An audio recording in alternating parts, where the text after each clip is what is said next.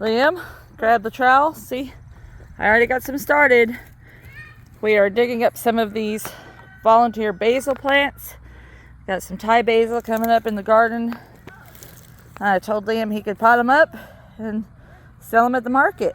So he's going to pot some up.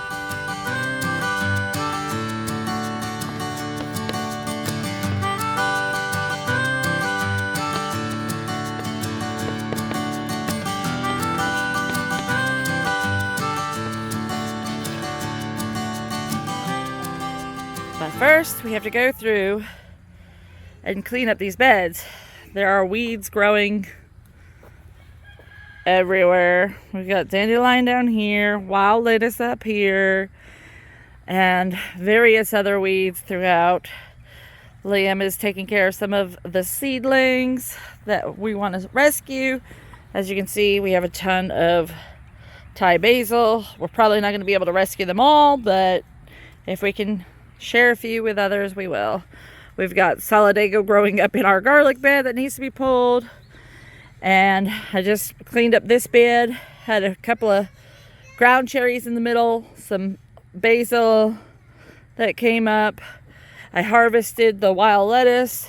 So we're kind of doing a little bit of just throwing away weeds and some harvesting of our weeds. So this is a weed that we will be making medicine with.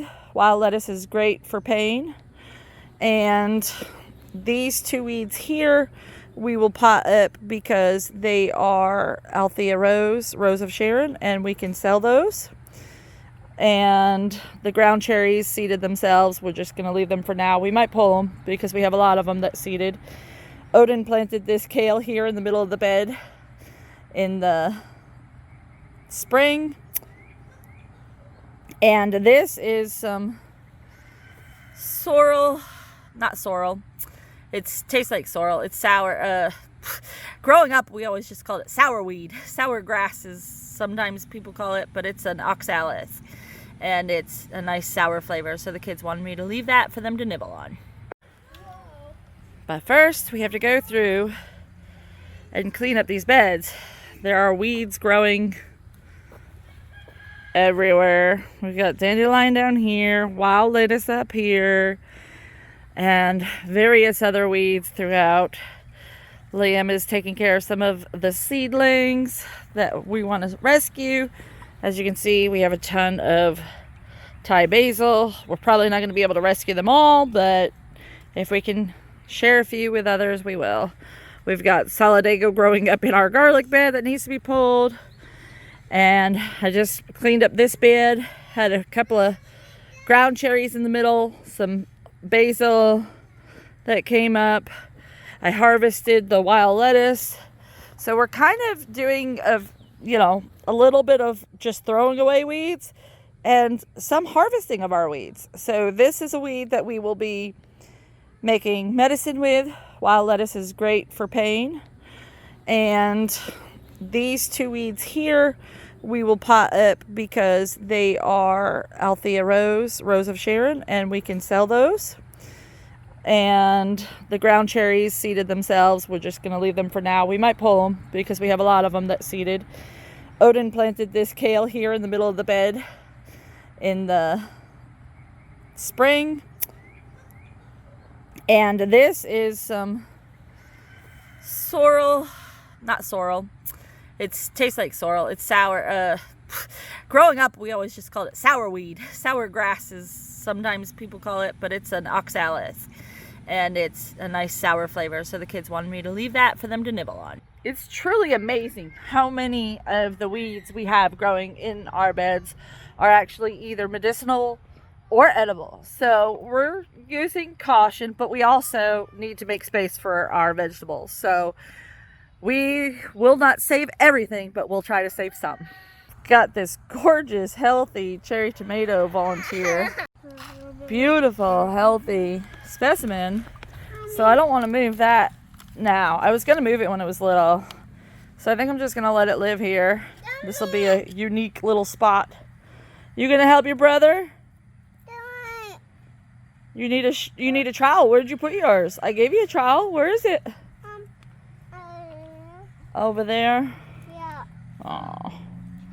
You're doing good work, Liam. So I didn't realize how much the solidago had taken over this garlic bed, and it looks like we didn't have as good of a crop because of it. This was all solidago around these plants, and you notice how much smaller they are than those. So then I got to this plant here, and I almost grabbed it and pulled it out, and I noticed just at the last second that it was a little bit different. And I think, I'm not positive, this is solidago here, and this looks more almost rutabaga like. So I'm gonna let that one go and see what the flower is gonna be. We have a little visitor.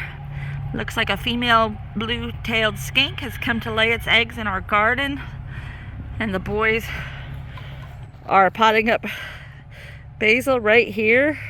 You want to see it, Odin? Yeah. Okay, you can go closer. You want to say hi? Hi. Go closer. Hi.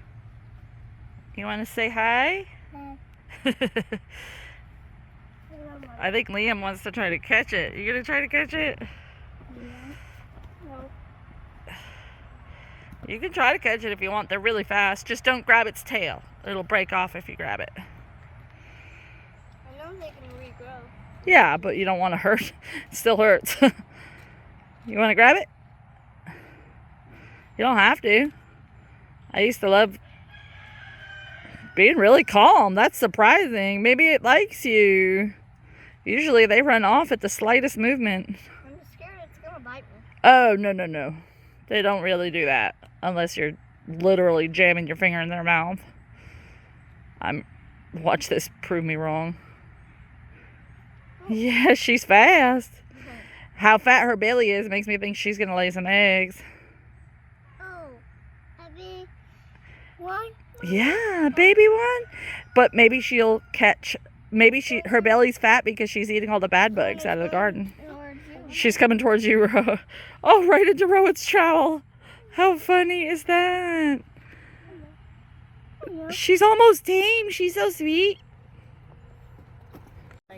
All right, I've got hot peppers for this bed and sweet peppers for this bed.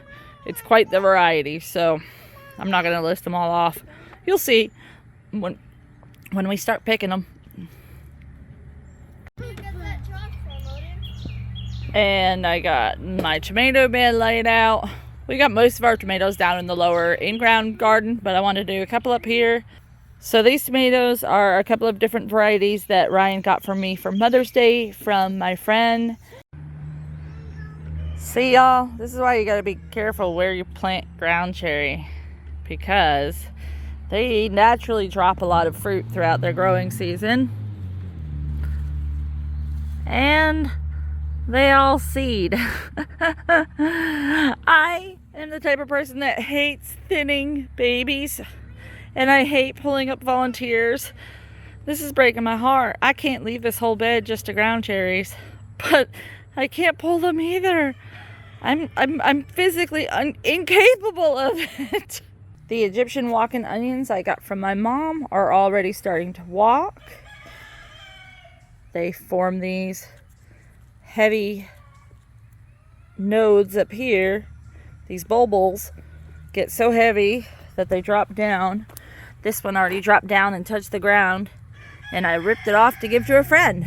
One of the things I love about walking onions is you can share them. We have garlic and onions and garlic in these two beds. They're starting to get some good sized onions going there.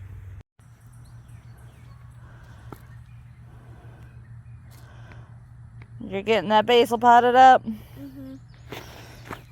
I hope it does okay. It's kind of going through transplant shock already. Oh. If I remember, I'll move them to the shade and water them in to help combat that. Oh.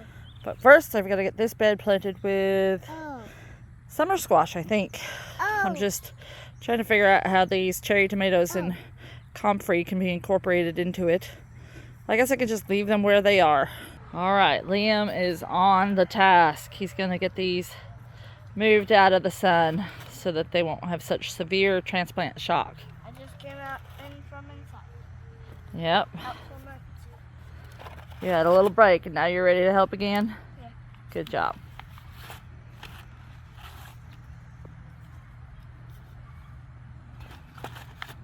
I sent Ryan to plant the last 24 tomato plants down in the in-ground garden at Miss Elsie's while I try to figure out what is gonna go in all of these beds. So one of the best tips I can give you about growing your garden is to make sure that you have chosen a great seed company to order your seeds from.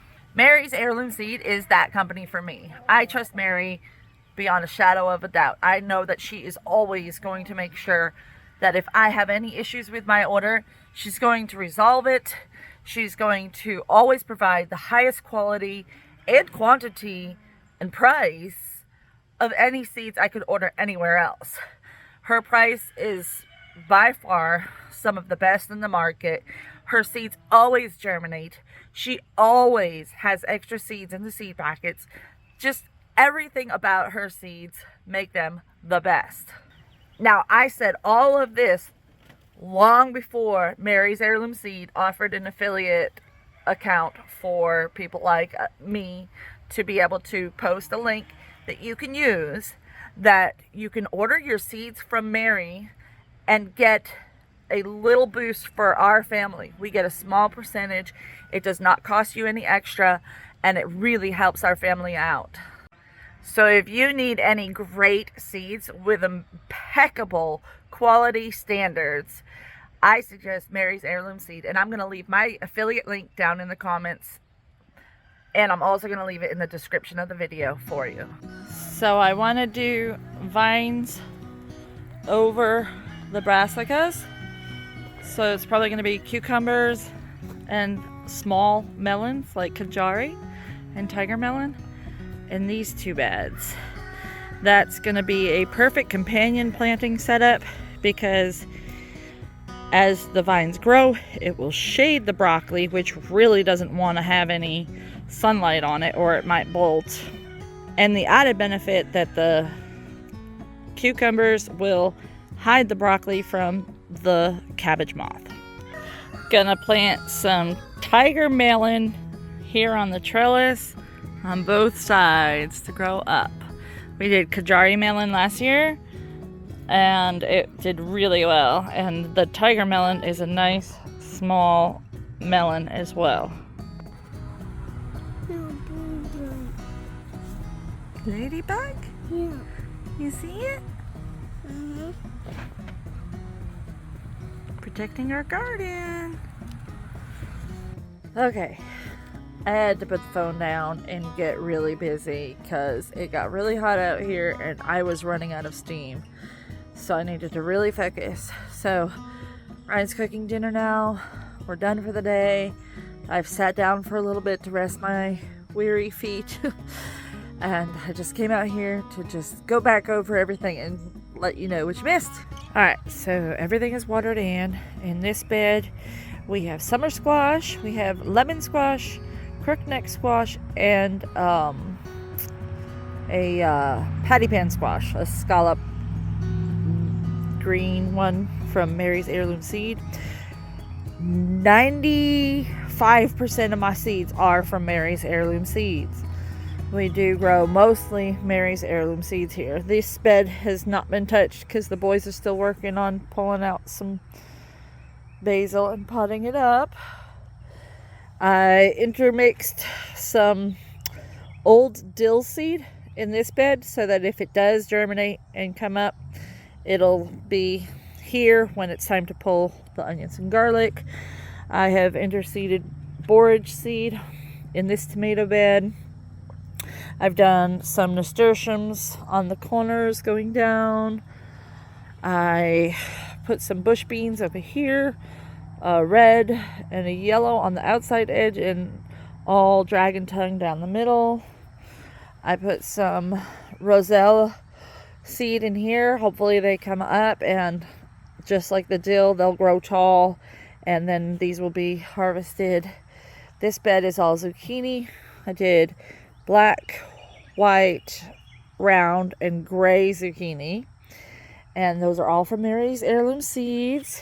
And over here I did some Malabar spinach, because this bed is kind of weird, because I set down these trays in this bed and they rooted into the bed before I had a chance to plant them all. So we're actually harvesting. We've already harvested 2 dinners worth of kale. Like you can see, Ryan just picked for tonight's dinner. Fresh. So if they're growing that good in the seed trays, I'm just going to let the Malabar spinach vine all over in through it. And if the ones in the trays start to die back, then so be it. I pulled out a lot of the ground cherry that were in here. It was just gobs and gobs and gobs of stems of ground cherries. I hated to do it, but those would be really too, that's how thick they were. They were close together like that. That would be too hard to transplant. And I put some calendula seeds in there. This is a bed that we're transitioning into our perennials. There will be perennials planted back on this side of the property.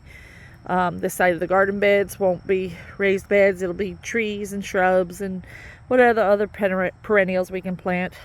Unfortunately, we have this awful Bermuda grass that has come in and taken over. The potatoes are still there. I did leave these ground cherries because they were significantly larger stemmed and further apart. So I'm going to try to pull some and pot them up to share. On this side of the trellis, I did a mini watermelon. Can't think of the name right now. On the other side, I did kajari. And then cucumbers on both sides of that one. And then in that bed there, I did some watermelon.